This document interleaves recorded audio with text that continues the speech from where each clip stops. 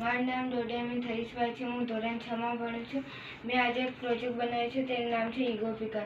આ પ્રોજેક્ટમાં બનાવવાની રીત છે. સૌથી પહેલાં એક પીવીસી પાઇપ લેવાની અને એક બ્રેક સેટ.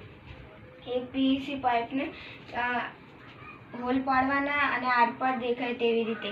પીવીસી પાઇપનો એક છેડો નીચે લગાવીને તેને સ્ક્રૂ ફિટ કરી ક્લિપ લગાવી દેવાની, જેથી કચરો પકડમાં આવે. અને બીજો ભાગ અહીંયા હાથા બાજુ લગાવે, જેથી આપણે તેને દબાવીએ તો નીચે કચરો ભેગો થાય.